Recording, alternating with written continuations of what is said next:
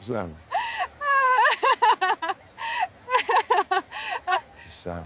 Ryan Mitchell checked his watch for the third time in as many minutes. 7:15. His blind date was 15 minutes late, which was perfect. It gave him the excuse he needed to leave after 5 minutes of polite conversation and never look back. At 34, Ryan had been on exactly 17 blind dates in the past year, each one arranged by well-meaning friends, family members, or business associates who couldn't understand why a successful CEO was still single. Each date had been the same: a polished woman with an impressive resume who talked about her career accomplishments, her travel experiences, her carefully curated life. Pleasant conversations that felt like job interviews, connections that never quite connected. This was it. His last blind date. After tonight, he was done. He'd tell everyone to stop setting him up, stop trying to fix something that maybe didn't need fixing. Maybe he was meant to be alone. Maybe that was okay. The carnival was an odd choice for a first meeting. Ryan's assistant had made the arrangements based on his date's request. He'd expected dinner at an upscale restaurant, the usual first date territory. Instead, he stood near the entrance of the Riverside Summer Fair, surrounded by the smell of fried dough and the sound of carousel music, feeling overdressed in his white dress shirt and black tie. He was about to text his assistant that he was leaving when he heard her. Laughter. Pure, uninhibited laughter that cut through the carnival noise like a bell. He turned and saw her rushing toward him, her blonde hair pulled up in a messy bun, wearing a yellow sundress with tiny flowers and a light blue cardigan. She was holding an enormous cloud of cotton candy, blue and impossibly fluffy, and she was laughing at herself. "I'm so sorry I'm late," she said breathlessly as she reached him. I know, terrible first impression. But I saw the cotton candy stand, and I couldn't help myself. I haven't had cotton candy in probably 15 years. Do you know how long 15 years is when you're talking about cotton candy? It's basically a lifetime. Ryan opened his mouth to deliver his prepared excuse, but nothing came out. He was too busy staring at her. Not because she was beautiful, though she was, in an unpolished, authentic way that made his chest feel tight, but because she was genuinely, completely, unself-consciously happy about cotton candy. "I'm Meredith," she said, shifting the cotton candy to offer her hand. "Meredith Walsh, and I promise I'm usually more professional than this, but carnivals make me regress to about age 7, so fair warning." "Ryan," he managed, shaking her hand. "Ryan Mitchell. Right, the CEO, my friend Amy told me. She said you were some big, important business guy who works too much and needs to learn how to have fun. Was that rude of me to say?" "That was rude. I have this problem where I say exactly what I'm thinking. My filter is broken. Always has been." Ryan found himself smiling despite his plan to be politely distant. "Your friend said that about me?" "Well, she said it nicer. She said you were successful and dedicated and needed someone who could make you laugh. But I translated it in my head. I'm a translator, by the way. Languages, not social cues. Obviously, I'm terrible at social cues." She held out the cotton candy. "Want some?" "It's way too much for one person. I think they gave me extra because I looked so excited." This was the moment. Ryan should make his excuse, thank her politely, and leave. Stick to the plan. 5 minutes maximum. Instead, he pulled off a piece of cotton candy and put it in his mouth. It dissolved instantly, pure sugar and childhood memories he'd forgotten he had. "When's the last time you had cotton candy?" Meredith asked, watching him with bright eyes that seemed to see more than he was comfortable with. "I honestly can't remember." "That's tragic." "Come on, we're fixing that immediately. Tonight you're having all the carnival foods you've forgotten about. Corn dogs, funnel cake, those weird cheese fries that are definitely going to kill us but taste amazing. This is a carnival. We're required by law to make terrible food choices." "I had dinner plans," Ryan said, but it sounded weak even to his own ears. "Dinner plans? At a carnival?" Meredith laughed again, that same unguarded laugh that made something in his chest loosen. "Ryan, no offense, but you're wearing a tie to a county fair. You need help. Serious help. Lucky for you, I'm an expert at not taking life too seriously. It's actually my main skill. That and speaking 4 languages. But that's less useful at carnivals unless we run into some lost tourists." Before Ryan could form another excuse, Meredith had looped her arm through his and was pulling him toward the game booths, still clutching her cotton candy. And somehow, impossibly, Ryan let himself be pulled. "Okay, here's the plan," Meredith said as they walked. "We're going to play games, eat questionable food, and maybe ride the Ferris wheel if you're not afraid of heights."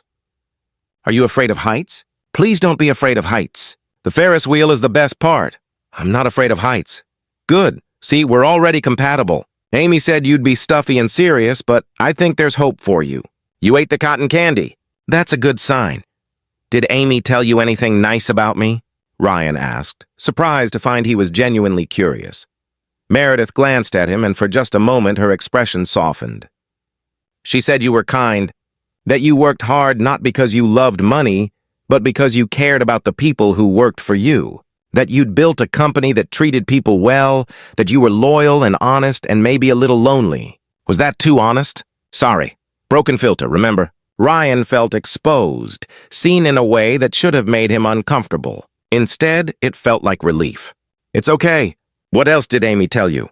"That you'd probably try to leave after 5 minutes, Meredith said matter-of-factly.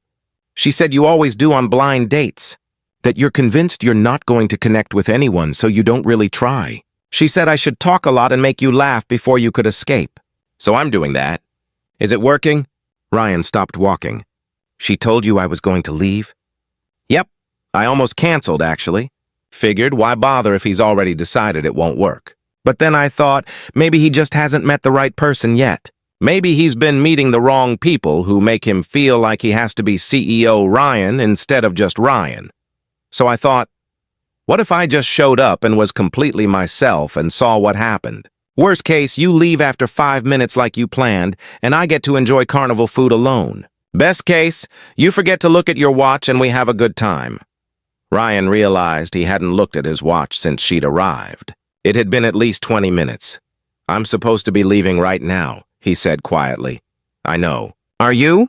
He looked at her, really looked at her. At the cotton candy melting in her hand, at the messy bun coming loose, at the genuine hope in her eyes that had nothing to do with his bank account or his title, and everything to do with the possibility that he might be someone interesting underneath the suit. "No," he said. "I'm not leaving." Meredith's smile could have lit up the entire carnival. "Good, because I'm terrible at carnival games and I need someone tall to win me a stuffed animal. It's required. You can't go to a carnival and not win a stuffed animal. Those are the rules." They spent the next 3 hours doing things Ryan hadn't done since he was a teenager. They played ring toss and balloon darts and that impossible basketball game with the bent hoops. Meredith provided running commentary on everything, making up stories about the other carnival goers, laughing at herself when she failed spectacularly at every game, cheering wildly when Ryan finally won her a small stuffed panda. "This is Gerald," she announced, hugging the panda. "He's going to live on my couch and judge all my life choices." "Thank you for Gerald, Ryan. He's perfect." They ate corn dogs and cheese fries and funnel cake, and Meredith was right. It was all terrible for them and absolutely delicious. She told him about her work translating documents for international companies, about growing up with a father who taught her that life was too short to be serious all the time, about learning languages because words fascinated her, the way different cultures express the same emotions in completely different ways. Like, "I love you," she said as they walked. In French, it's je t'aime, which is simple and beautiful. In Spanish, te amo or te quiero, and there's a difference between the two that's hard to explain. In Japanese, they don't even say it directly very often. They show it through actions. Isn't that interesting? The same feeling, infinite ways to express it. Ryan found himself telling her things he never shared on first dates, about the pressure of running a company his father had built, about feeling like he was always performing, always being CEO Ryan instead of just Ryan, about how he'd been on so many dates that felt like auditions that he'd started to think may be real. Connection was something that happened to other people. "That's sad," Meredith said softly. "Connection happens when you stop performing. When you let someone see you, not the version of you that you think they want to see. Like right now, you've got funnel cake sugar on your tie, your shirt's untucked, and you look more relaxed than you probably have in months. That's real. That's you." Ryan looked down at his rumpled shirt, his sugar-dusted tie. A few hours ago, this would have horrified him. Now he just laughed. I have a board meeting tomorrow morning. They'll survive. Besides, now you have a story. Sorry I look disheveled. I was at a carnival winning stuffed pandas and eating my weight in fried dough. See? Much more interesting than I worked late. They rode the Ferris wheel as the sun set, the carnival lights beginning to twinkle against the darkening sky. At the top, Meredith pointed out the view of the river, the city skyline in the distance, the world spread out below them. This is my favorite part, she said quietly. When you're up high enough to see everything, all the little pieces that make up the whole picture. From down there, it's just chaos. From up here, it's beautiful. Is that a metaphor? Ryan asked. Maybe. Or maybe it's just nice to see things from a different perspective sometimes. To step out of the chaos and remember there's beauty in the bigger picture. When the ride ended and they stood by the carnival entrance where they'd met hours ago, Ryan didn't want the night to end. He felt lighter than he had in years, like he'd put down a weight he hadn't realized he was carrying. So, Meredith said, hugging Gerald the panda, did I successfully prevent you from leaving after 5 minutes? You did. Though I think you succeeded in the first 30 seconds when you showed up laughing about cotton candy. That's my secret weapon. Unbridled enthusiasm about small joys. Works every time. She paused, then added more seriously, I had a really good time tonight, Ryan. Like, a genuinely good time. Not a, well, that was pleasant first date time, but an I forgot to check my phone for 4 hours good time. I didn't bring my phone, Ryan admitted. I left it in my car. I never do that. See? Character growth. I'm an excellent influence. She hesitated, then asked, would you want to do this again? Not the carnival, obviously, but something. Maybe something that doesn't involve quite this much fried food. My stomach is going to hate me tomorrow. Ryan stepped closer. Tomorrow night, dinner, but somewhere casual. Somewhere we can just talk. Okay, but fair warning, I'm going to wear jeans, and I'm probably going to order dessert first, and I might tell terrible jokes. Still interested? Absolutely, Meredith smiled. Good, because Amy was right. You are kind, and funny when you let yourself be. And you deserve someone who makes you forget to be CEO Ryan and just lets you be Ryan. I'd like to be that person. If you'll let me. Ryan kissed her. Not because it was the right move or the expected gesture, but because in that moment, with carnival lights twinkling behind her and Gerald the panda clutched in her arms, he couldn't imagine not kissing her. When they pulled apart, Meredith's eyes were shining. Okay, that was really good. Like 9 out of 10. Maybe 9.5. Could be a 10 with practice. Is everything a joke to you? Ryan asked, but he was smiling. Not everything. Just most things. Life's too short to be serious all the time. But this? She gestured between them. This I'm taking very seriously. You make me laugh too. They went on that second date.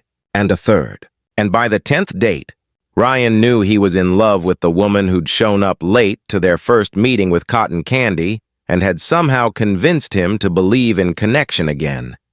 Meredith never tried to change him. She just reminded him that there was more to life than board meetings and quarterly reports. She taught him to laugh at himself, to find joy in small moments, to stop performing and start living. A year later, Ryan proposed at the same carnival, at the top of the same Ferris wheel. He'd arranged for them to stop at the peak, where he pulled out a ring and asked her to spend her life helping him remember how to have fun. Meredith said yes, then immediately asked if they could get funnel cake to celebrate. At their wedding, Ryan's best man told the story of how Ryan had planned to leave after 5 minutes but stayed for a lifetime. How sometimes the best things happen when we let go of our plans and let life surprise us. Years later, when their own children asked how they met, Meredith would always start with, well, I was late and I had cotton candy, and your father was wearing a tie to a carnival like a weirdo, and Ryan would add, and your mother laughed and I forgot to leave. Best decision I never made, because sometimes love doesn't come in the package we expect. Sometimes it shows up late with cotton candy and a broken filter and an enthusiasm for life that's contagious. Sometimes all it takes is one person brave enough to be completely themselves to give someone else permission to do the same. Ryan had spent a year going on dates as CEO Ryan, successful and polished and perfectly appropriate. It took Meredith 5 minutes to see through all of that and find the person underneath. That's not magic. That's just what happens when someone decides to see you instead of the version of you that you present to the world. When someone makes you laugh so hard you forget to guard your heart. When someone shows you that connection isn't about finding someone perfect, but about finding someone perfectly willing to be imperfect with you. The 5-minute plan became a lifetime, and Ryan never looked at his watch during important moments again. If this story reminded you that the best connections happen when we let down our guard, please like, share, and subscribe.